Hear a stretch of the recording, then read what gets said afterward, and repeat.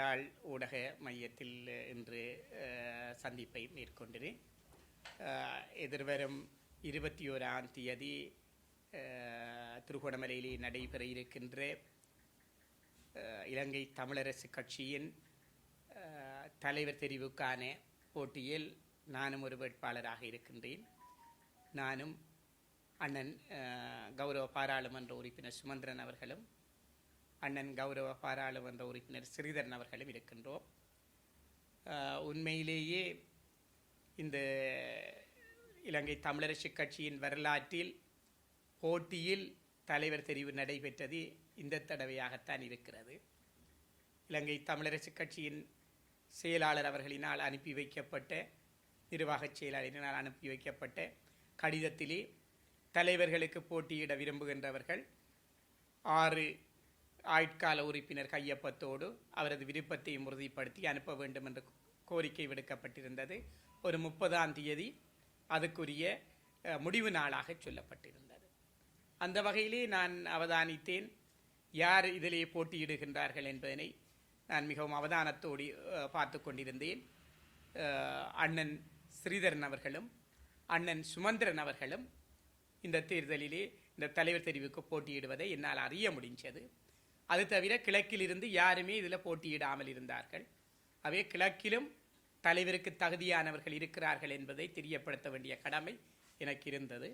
அந்த வகையிலே கிழக்கிலிருந்து யாராவது போட்டியிடுவார்களா என்பதனை நான் ஒரு சிலரிடம் கேட்டேன். ஆனால் அவர்கள் எல்லோரும் எனக்கு சொன்னார்கள் நீங்கள் போட்டியிட வேண்டும் என்று சொன்னார்கள். எனது அன்பர்கள் எங்கள் கட்சியின் பிரதிநிதிகள் பலர் என்னிடம் சொன்னார்கள் நீங்கள் போட்டியிடுங்கள் என்று. நாங்கள் அதனை ஆலோசித்தேன். பிற்பாடு நான் 30ஆம் தேதி என்ற வேட்பு மனுவை செயலாளர் அவர்களுக்கு அனுப்பி வைத்தேன். உண்மையிலே நான் கிழக்கிலிருந்து ஒருவர் கேட்க வேண்டும் என்ற ஒரு அடிப்படையிலேயும் அடுத்தபடியாக நான் மிகவும் அவதானமாக பார்த்தது யார் போட்டியிடுகிறார்கள் என்று பார்த்தபோது 2 வடமாகாணத்தின் 2 பாராளுமன்ற உறுப்பினர்கள் அண்ணன் சுமந்திரன் அவர்களும் அண்ணன் ஸ்ரீதரன் அவர்களும் நானும் ஒரே தடவையில் பாராளுமன்றம் சென்றவர்கள் 2010ஆம் ஆண்டு.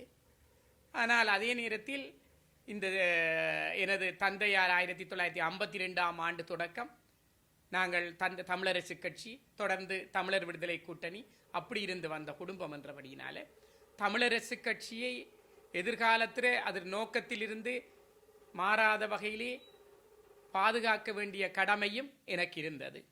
அவை நான் அங்கே 2 வேட்பாளர் சார்பாகவும் அவதானித்த போது அண்ணன் சுமந்திரன் அவர்களை பொறுத்தவரையில் அவர் சிறந்த ஒரு சட்டத்தரணி. ஆனால் அவரோடு நான் பாராளுமன்றத்துக்கு வந்தவர் என்ற ரீதியிலே அவர் வந்த காலம் தொடக்கம் தமிழ் தேசியத்துக்கு எதிரான கருத்துக்களைத்தான் அவர் பல இடங்களிலும் கூறி வருகின்றார். சொல்லுகின்றார் சர்வதேச விசாரணை முடிந்தது இனி கேட்க முடியாது என்று சொல்லுகின்றார். எங்களுக்கே பாடம் படிப்பிப்பார்கள் இருந்து கூட்டம் வைத்து நீங்கள் அது சம்பந்தமாக கதைக்க முடியாது என்று சொல்லுவார்கள். இனப்படுகொலை நடைபெறவில்லை, இனப்படுகொலை என்று நாங்கள் போக முடியாது.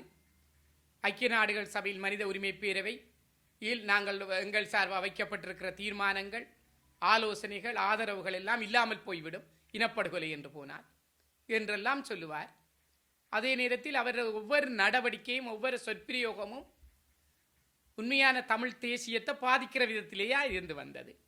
அவை தமிழ் தேசியத்தை பாதிக்கின்ற கருத்துக்களை தொடர்ச்சியாக முன்வைத்து வருகின்ற அண்ணன் சுமந்திரன் அவர்கள் இலங்கை தமிழரசு கட்சிக்கு தலைவராக வந்தாரா இருந்தால் இலங்கை தமிழரசு கட்சியில் இருந்து தமிழ் தேசியம் இல்லாமல் போய்விடும்.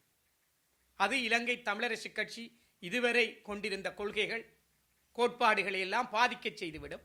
ஆகவே இலங்கை தமிழரசு கட்சியின் தலைவராக அண்ணன் சுமந்திரன் வருவதற்கு பொருத்தமற்றவர். ஆகவே இதிலே நாங்கள் போட்டியிட வேண்டும்.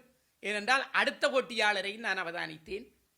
காரணம் அண்ணன் ஸ்ரீதரன் அவர்கள் அவர் உண்மையிலேயே தமிழ் தேசியத்தோடு பயணித்து கொண்டிருப்பவர். அவர் பாராளுமன்ற உரையாக இருக்கலாம், வெளியிலாக இருக்கலாம். அவர் தனது கருத்தை சொல்லும் போது கூட மிகவும் இறுக்கமான முறையில் தமிழ் தேசியம் சார்பாகத்தான் கருத்தை வெளியிட்டு வருகின்றார். சர்வதேச நாடுகளிலும் அவர் நல்ல மதிப்பை பெற்றவராக இருக்கிறார். அவர் பல நாடுகளுக்கு அவரோடு நான் சென்றிருக்கிறேன். சென்ற போதெல்லாம் அவருக்கு இருக்கிற சர்வதேச மரியாதைகளை நான் நன்கு அறிந்திருக்கிறேன், நேரடியாக பார்த்தவனும் கூட. ஆகவே அவர் தமிழ் தேசியத்துக்கு பொருத்தமானவர். ஆகவே அவர் தலைவராக வருவதற்கு பொருத்தமானவர். ஆனால் அவரில் ஒரு குணம் இருக்கிறது. நல்ல புத்திஜீவிகள், சர்வதேச பிரதிநிதிகள், முக்கிய பிரதிநிதிகள் அவரை அழைத்து வடிவாக பேசினால் நீங்கள் விட்டுக் கொடுங்கள், அண்ணன் சுமந்திரன் அவர்கள் இந்த வருடம் தலைவராக இருக்கலாம், அடுத்த தடவைகளில் நீங்கள் வாங்கள் என்ற கருத்துக்களை முன்வைத்தால் சில வேளைகளில் தான் அந்த போட்டியிடுவதில் இருந்து அவர் விலகக்கூடிய தன்மை அவரிடம் காணப்பட்டது. அது எனக்கு தெரியும், அவருடைய குணத்தையும் அறிந்தவன் என்ற ரீதியில். அவ்வாறு அந்த போட்டியில் இருந்து அவர் விலகினார் என்றால் நேரடியாக அண்ணன் சுமந்திரன் அவர்கள்தான் தலைவராக வருவார். அது தமிழ் தேசியத்துக்கு பெரும் பாதிப்பை ஏற்படுத்திவிடும். அவை தமிழ் தேசியம் இலங்கை தமிழரசு கட்சியில் இருக்க வேண்டும். அதை நோக்கத்தை, தமிழ் தேசியத்தின் நோக்கத்தை நிறைவேற்றுவதில் இலங்கை தமிழரசு கட்சி தொடர்ந்தும் செயற்பட வேண்டும் என்பதற்காக நானும் அதன் வேட்பாளராக என்னை உருவாக்கி கொண்டேன். பின்னர் அண்ணன் சுமந்திரன் அவர்கள் மட்டக்களப்பு, அம்பாறை, திருகோணமலை உட்பட்ட பகுதிகளில் வந்து தீவிர பிரச்சாரத்திலே ஈடுபட்டார். அப்போது பெரும்பாலான இடங்களை நான் ஆராய்ந்தேன். அவருக்குத்தான் ஆதரவு என்ற நிலைமை காணப்பட்டது. அண்ணன் ஸ்ரீதரன் அவர்கள் திடீரென எனக்கு அறிவித்தார் தான் வருவதாக. அவர் வருகை தந்த போது நான் அவரிடம் கேட்டுக்கொண்டேன், நீங்கள் இந்த தலைவர் போட்டியில் தொடர்ந்து இருப்பீர்களா இருந்தால் நான் விட்டு தருவதற்கு தயாராக இருக்கிறேன், உங்களுக்கு ஆதரவு தெரிவிப்பதற்கு. ஏனென்றால் தமிழ் தேசியம் வெற்றி பெற வேண்டும் என்பதுதான் எனது முக்கியமான நோக்கம். ஆகவே அதற்கு பொருத்தமானவர் நீங்கள் தான். ஆகவே நீங்கள் இல்லாவிட்டால் நான் அதிலே நிற்க வேண்டும் என்ற அந்த மக்கள வாக்குகள் எனக்கு கிடைக்க வேண்டும், நான் தலைவராக இருக்க வேண்டும், தமிழ் தேசியத்தை பாதுகாக்க வேண்டும். ஆகையால நீங்கள் உறுதிப்பாட்டை சொல்ல வேண்டும் என்றேன். அப்போது தான் அதிலிருந்து விலக மாட்டேன் என்று உறுதியளித்தார். ஆனாலும் நான் சொன்னேன் அவருக்கு, நான் தொடர்ந்தும் இருப்பேன் வேட்பாளராக. இப்போதும் உங்களில் எனக்கு சந்தேகம், நீங்கள் விலையிறுவீங்கள் என்ற சந்தேகம் இருக்கிறது, ஆகையால் இருப்பேன் என்று சொல்லி அவருக்கு ஆதரவாக கல்குடா தொகுதி, மட்டக்களப்பு தொகுதி, பட்டிருப்பு தொகுதி, அம்பாறை மாவட்டம் உட்பட்ட பகுதிகளில் நாங்கள் சென்று தீவிரமான பிரச்சாரங்களை செய்தோம். நான் மட்டுமல்ல, முன்னாள் பாராளுமன்ற உறுப்பினர் அண்ணன் அரியநேந்திரன் அவர்கள், முன்னாள் பாராளுமன்ற உறுப்பினர் அண்ணன் ஸ்ரீநேசன் அவர்கள், முன்னாள் மாகாண சபை உறுப்பினர் அண்ணன் நடராஜா அவர்கள் உட்பட்டவர்கள் எங்களோடு வந்து தமிழ் தேசியத்தை வெற்றி பெறச் செய்வதற்காக நாங்கள் எங்களது மட்டக்களப்பு மாவட்டத்தின் பொதுச்சபை உறுப்பினர்களை சந்திப்புகளை ஏற்படுத்தி அந்த ஒன்று கூடலிலே கருத்துரைகளை வழங்கினோம். நாங்கள் கொடுத்த விளக்கத்தை தெளிவாக உணர்ந்த எங்களது மட்டக்களப்பு மாவட்டத்தின் பொதுச்சபை உறுப்பினர்கள் கிட்டத்தட்ட 90% மேல் அண்ணன் ஸ்ரீதரன் அவர்களுக்கு தங்களது வாக்குகளை வழங்குவதாக எங்களிடம் உறுதியளித்தார்கள். அதன் பிற்பாடு அம்பாறை மாவட்டத்திற்கு சென்றோம். அம்பாறை மாவட்டத்திலும் அண்ணன் சுமந்திரன் அவர்களுக்குத்தான் ஆதரவு இருந்தது. நாங்கள் போய் தெளிவாக தமிழ் தேசியம் சார்பான விளக்கத்தை கொடுத்ததன் பிற்பாடு அம்பாறை மாவட்டத்திலும் கிட்டத்தட்ட 85% ஆதரவு அண்ணன் ஸ்ரீதரன் அவர்களுக்கு பொதுச்சபை உறுப்பினர்களிடையே உருவாக்கியது. நான் திருகோணமலை மாவட்டத்திலே அரச உத்தியோகம் வைத்தவன் என்ற ரீதியிலே, நீண்ட காலம் அங்கு இருந்தவன் என்ற ரீதியிலே, திருகோணமலை மாவட்டத்திலும் அந்த பொதுச்சபை உறுப்பினர்களோடு தொலைபேசியிலே நான் தொடர்பு கொண்டேன். அவர்கள் என்ன எதிர்பார்த்தார்கள், எனக்கு ஆதரவு கொடுக்க வேண்டும் என்றுதான் பெரும்பாலும் எதிர்பார்த்தார்கள். ஆகவே அவர்களிடம் நான் தெளிவாக விளக்கத்தை எடுத்து கூறினேன். திருகோணமலை மாவட்டத்தில் கிட்டத்தட்ட அங்கும் ஒரு 90% அளவு அண்ணன் ஸ்ரீதரன் அவர்களுக்குத்தான் ஆதரவு அங்கு இருக்கின்றது. என்றால் அவர்கள் தமிழ் தேசியம் பாதுகாக்கப்பட வேண்டும் என்பதிலே எங்கள் தமிழரசு கட்சியின் கிழக்கு மாகாண பொதுச்சபை உறுப்பினர்கள் ஆர்வமாக இருக்கிறார்கள். நான் இந்த ஊடக மையத்தில் கலந்து கொண்டதில் முக்கிய நோக்கம் என்னவென்றால், சில காலத்துக்கு முன் எங்களது மட்டக்களப்பு மாவட்ட கௌரவ பாராளுமன்ற உறுப்பினர் இங்கு வருகை தந்து ஒரு கருத்தை வெளியிட்டிருந்தார். அதாவது கிழக்கு மாகாண பொதுச்சபை உறுப்பினர்களை பொறுத்தவரையில் சட்டம் தெரிந்தவர்கள், சர்வதேசத்தோடு தொடர்பானவர்களைத்தான் எங்கள் மக்கள் அந்த பொதுச்சபை உறுப்பினர்கள் விரும்பி இருக்கிறார்கள் என்று அவர் கருத்து தெரிவித்ததோடு மாத்திரமின்றி அவர் இன்னொரு கருத்தை தெரிவித்தார். திரும்ப திரும்ப சுட்டி காட்டினார். என்ற மாவட்ட தமிழரசு கட்சி தெரிவில் நான் எப்படி தெரிவானேன், தொகுதியில் நான் எப்படி தெரிவானேன், என்னையே அவர் சுட்டிக்காட்டி கருத்துக்களை அங்கு வெளியிட்டதை என்னால் ஊடகத்தின் மூலம் அறிய முடிஞ்சது. நான் அதற்கு சொல்லியாக வேண்டும். நான் 2 தடவை பாராளுமன்ற உறுப்பினராக இருந்தவன். 2010ஆம் ஆண்டு யாரும் கல்குடா தொகுதியிலே வேட்பாளராக வர முடியாது என்று ஒதுங்கிய போது, எங்களால் முடியாது என்று ஒதுங்கிய போது எனது உயிரை பணயம் வைத்துத்தான் அந்த தேர்தலுக்கு நான் சென்றேன். நானாக செல்லவில்லை, என்னை கட்டாயப்படுத்தி எடுத்தார்கள். நான் மறுத்த போதும் என்னை கட்டாயப்படுத்தி எடுத்தார்கள். ஏனென்றால் எல்லோருக்கும் தெரியும், டிஎம்பிபி கட்சியின், தமிழ் மக்கள் விடுதலை புலிகள் கட்சியின் தலைவராக இருக்கின்ற கௌரவ பாராளுமன்ற உறுப்பினர் சிவனேசதுரை சந்திரகாந்தன் என்று சொல்லப்படுகின்ற பிள்ளையான் என்ற உறவினர், எனக்கு அருகில் இருக்கின்ற ஊரை சேர்ந்தவர். அவரும் பொதுவாக வாழைச்சேனை பகுதியைச் சேர்ந்தவர், நானும் வாழைச்சேனை பகுதியைச் சேர்ந்தவர். ஆகவே அவர்கள்தான் என்னை ஆரம்பத்திலே தேர்தலுக்கு கேட்டவர்கள். நான் அவர்கள் கொள்கை ரீதியாக அவர்களோடு நான் செல்வதற்கு மறுத்தேன். நான் வர முடியாது தேர்தலுக்கு என்று.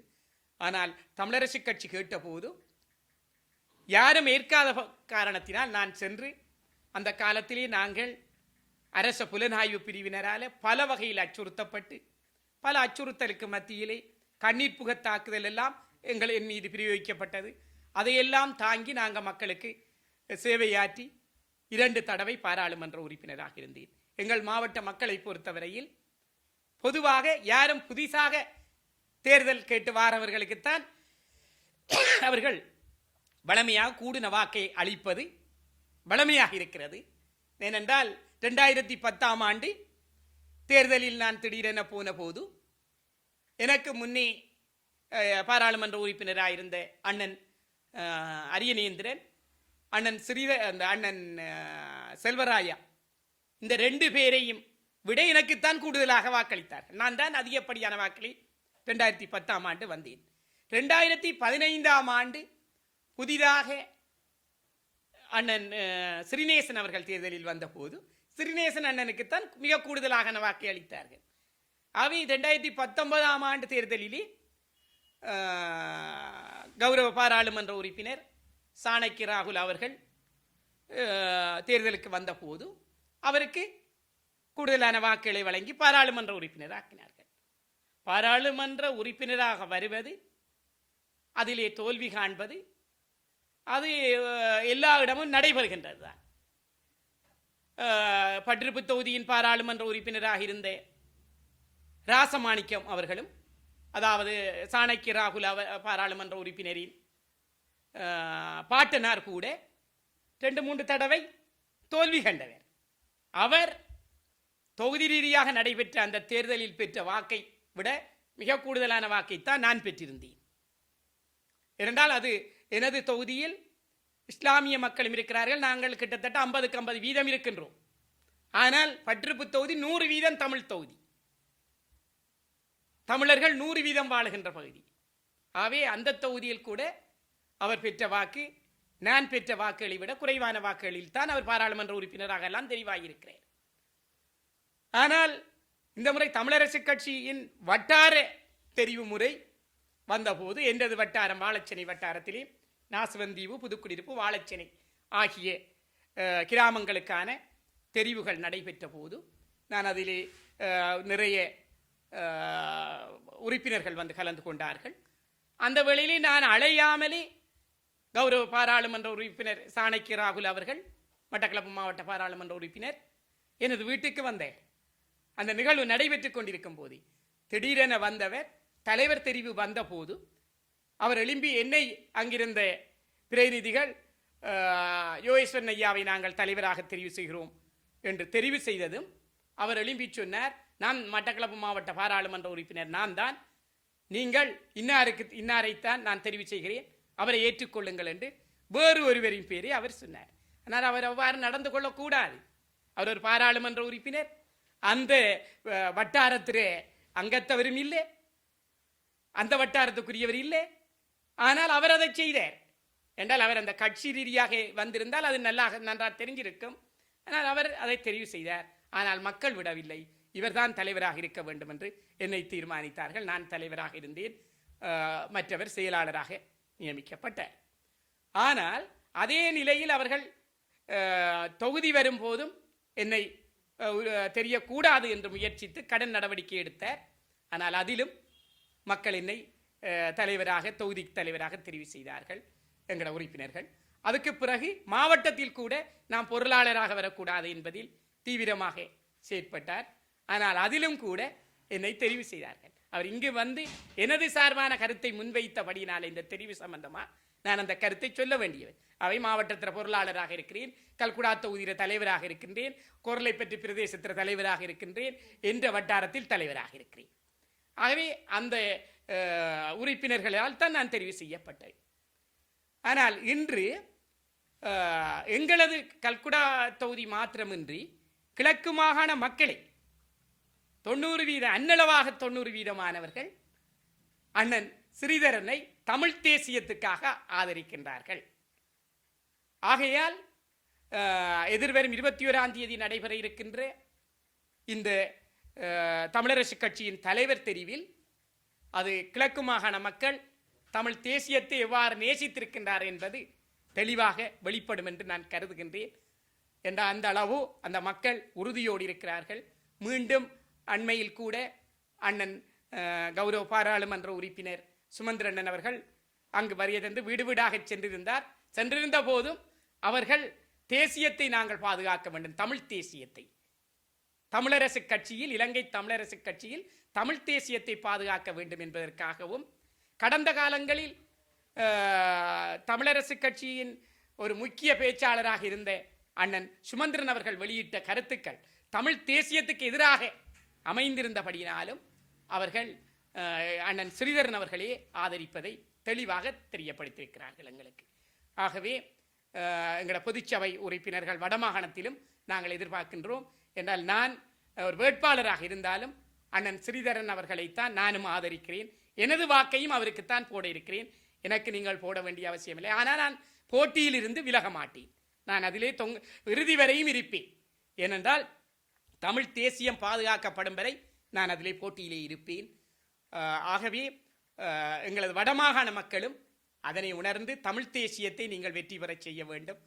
அதற்காக தமிழ் தேசியத்தை பாதுகாப்பதற்குரிய பொருத்தமான தலைவர் அண்ணன் ஸ்ரீதரன் அவர்களுக்கு உங்கள் வாக்குகளை வழங்க வேண்டும் என்று கேட்டுக்கொள்கிறேன். தமிழரசு கட்சியின் தலைவர் தெரிவில இதுவரையில அவ்வாறான நிலைமைகள் வரவில்லை. ஆனால் அந்த ஊடகங்கள் சிலதில் வெளிப்பாடுகள் வந்து கொண்டிருக்கிறது சர்வதேச ரீதியாக. என்றால் அவர்கள் சர்வதேச ரீதியாக எதிர்பார்க்கிறார்கள் தமிழ் தேசியத்தோடு இருக்கிறவர் தான் இந்த தமிழரசு கட்சியின் தலைவராக இருக்க வேண்டும் என்று. எல்லோருக்கும் தெரியும், முன்பு சர்வதேச ரீதியாக அண்ணன் சுமந்திரன் அவர்கள் சில நிகழ்வுகளுக்கு செல்லும் போது அவரை வெளியேறு என்று எதிர்ப்பு தெரிவித்தது. அவ்வாறான பகுதிகளில் இருந்து இதுக்கு அந்த தெரிவில் மிக கவனம் செலுத்தப்பட்டு கொண்டிருக்கிறது. அண்ணன் ஸ்ரீதரன் அவர்கள் வெற்றி பெற வேண்டும் என்றது. முந்தநாளைய நிலைமையின் பிரகாரம் அது நடத்த முடியாத சூழல் உருவாகலாம் என்று நாங்கள் எதிர்பார்த்த காரணம் என்னென்றால் இன்னும் இவங்களுக்கு அந்த அதிலே வாக்களிக்கின்ற பொதுச்சபை உறுப்பினர்களுக்கு கடிதம் அனுப்பப்படவில்லை. உண்மையா ஜாப்பின்படி கண்ணால் அனுப்பியிருக்க வேண்டும். பொதுச்சபை உறுப்பினர்களுக்கு கடிதம் முந்த நாள் அனுப்பப்படவில்லை, நேற்றைய தினம் அனுப்பப்பட்டிருக்கிறது. ஆகையால் அந்த வாக்களிப்பு நடக்கக்கூடிய சூழல் இருக்கிறது. ஆனாலும் முக்கியமான விடயம் என்னவென்றால் நேற்றைய தினம் அனுப்பப்பட்ட கடிதங்களை எப்படியாவது அந்த அவர்களிடம் சேர்க்க செய்ய வேண்டும், அல்லது ஏதோ ஒரு விதத்தில் பொதுச்சபை உறுப்பினர்களுக்கு அறிவிக்கப்பட்டு அவர்கள் அங்கு அனுப்பப்பட வேண்டும். ஏனென்றால் நாள் குறுகிய நாட்களுக்குள்ளே அது அனுப்பப்பட்டிருக்கிறது. அவை 21ஆம் தேதி இதுவரை நிகழ்வு நடைபெறுவது உறுதிப்படுத்தப்பட்டிருக்கிறது. ஆனால் பொதுச்சபை உறுப்பினர்களுக்கான கடிதம், வாக்களிப்பவர்களுக்கான கடிதம் கையில் இன்னும் சேரவில்லை. ஆகவே நாளை மறுதினம் அது கிடைத்தால்தான் சரியானதாக அமையும், அல்லது அது வேறு பிரச்சனைகளை கூட தோற்றுவித்து விடும். உண்மையிலேயே இதுவரை காலமும் தமிழரசு கட்சியில் இப்படி ஒரு போட்டி வந்ததும் கிடையாது, விண்ணப்பங்களை பெற்றதும் கிடையாது. ஒரு பாரம்பரிய ரீதியாக அதிலே அனுபவம் வாய்ந்தவர்களை தலைவராக நியமனம் செய்து வந்தார்கள். இந்த முறை செயலாளர் தான் கோரிக்கை கடிதத்தை அனுப்பியிருந்தாங்க. அவர்கள் அனுப்பினபடினால தான் இந்த விண்ணப்பிக்க வேண்டிய நிலைமை ஏற்பட்டது.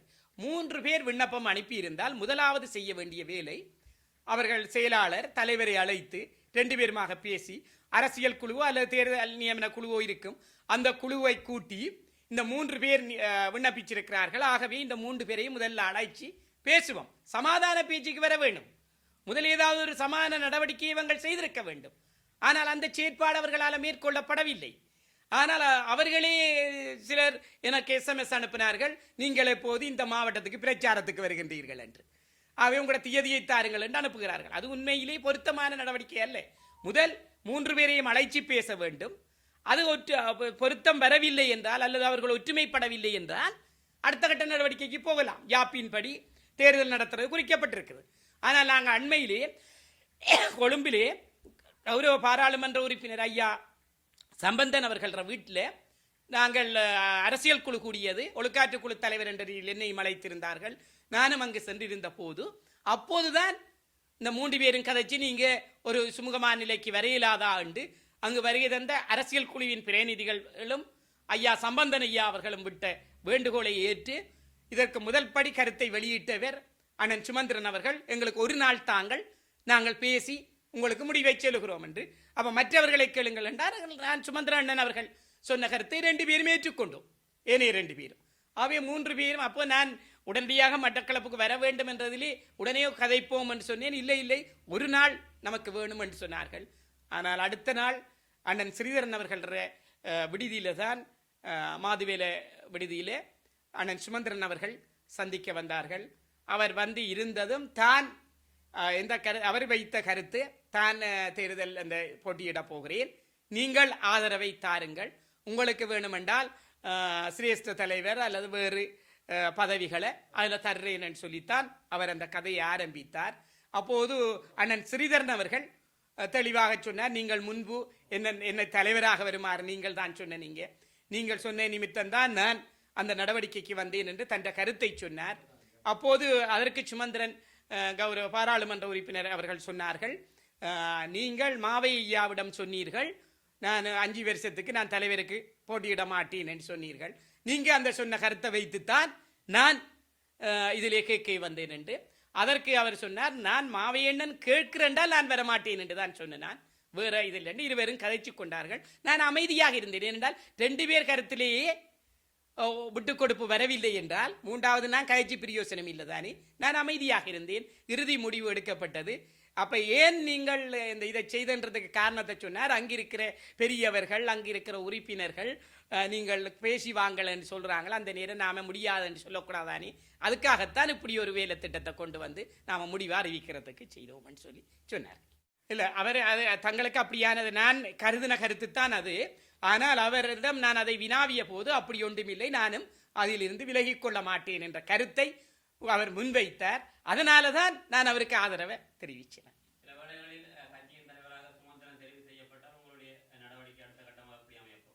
அது சார்பாக அண்ணன் ஸ்ரீதரன் அவர்கள் கருத்தை வெளியிட்டிருக்கார்.